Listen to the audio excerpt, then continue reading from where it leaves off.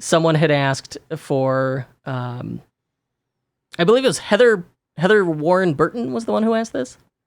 I don't know. I don't have it open. She had said, I'd like to hear a thorough breakdown of Shopify Plus. A detailed discussion of the features that are unique to Plus would be very helpful. Also, how do you get the best pricing? Since I understand that merchants get different entry pricing into Plus. All right, so that last part's not true. Okay. Early on, like when Plus was first starting, there was probably some negotiation on price. Now it is always a fixed $2,000. That's it. It's $2,000 a month, all in, and it lowers your Shopify Payments transaction fee. So when I did the math on it, I believe it was like if you did $800,000 a month, that was around where break even was going to happen based on the processing savings. But I could also be wildly wrong on that. Yeah, that's one of the things I was going to ask you was like, well, what are the two payment processing differences, and can we figure out when the break even monthly revenue is? I believe you end up saving money. It's $800K a month. Okay, that's a bit pricey. The things you get with it, priority support. So you've got like you have separate email, phone, live chat for your Shopify Plus store when you request support. So the idea is you get faster support. You have a merchant success manager that you could shoot them an email and get expert advice. That it's like the kind of stuff that I get, like, hey, what's the best app for X? Hey, how do you do this? Who's good at this? And they will make recommendations, referrals. They can audit your store and give you some advice. So the Merchant Success Manager can be kind of a cool add-on. And you get to modify your checkout. Oh, yeah. I always forget that one. Yeah, there's checkout.liquid, which is where, that's checkout template. It's after the cart. There's the checkout template, and you can edit the checkout template if you're on Shopify Plus. Yes. And so the things for me are, and then you also get access to Shopify scripts, which that's my favorite in your store, which allows you to do various types of discounting, various types of adding free gift with purchase to the cart, and all that other sort of stuff. So while $800,000 might be the break even purely in terms of transaction fees, I think that that checkout modification and Shopify script support can earn you $2,000 a month pretty easily. Yes, absolutely. I think like if you're doing $50,000 a month, you could definitely find an extra $2,000 in that $50,000.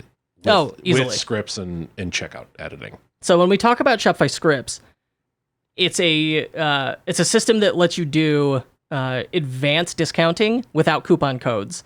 It lets you hide and remove or rename payment gateways based on conditions in the cart or the customer or their address. So like, let's say you sell CBD and you offer PayPal, but PayPal will not let you do CBD. If the person has a CBD item in their cart, your Shopify payment script can automatically hide the gateways that don't allow CBD processing.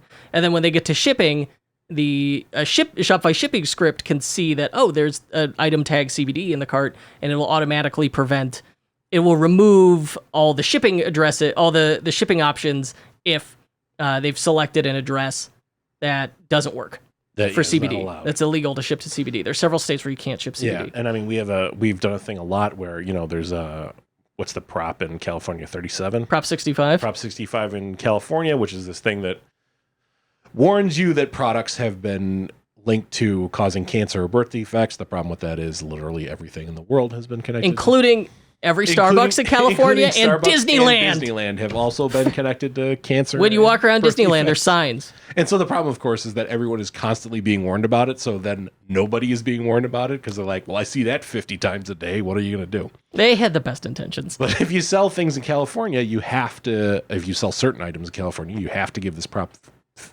warning. And there's rules and when you have to tell people, and there's online rules.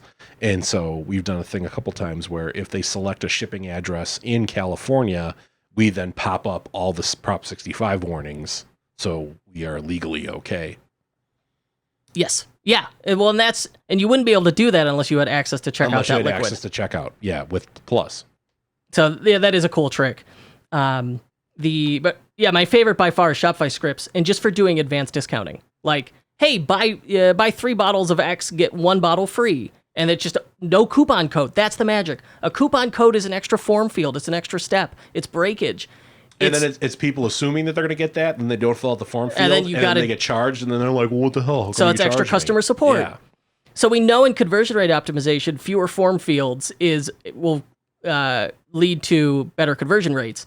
Getting rid of the coupon code does this. And what's cool, it figures out the discount and shows it on the cart page before they even hit the checkout. So you could do quantity breaks with it. You could do wholesale. You do buy one, get one.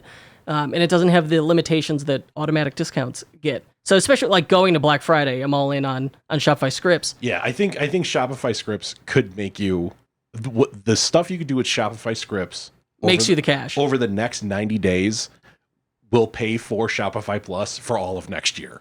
There's without also a doubt. shipping. There's an automation feature that's really cool for Black Friday.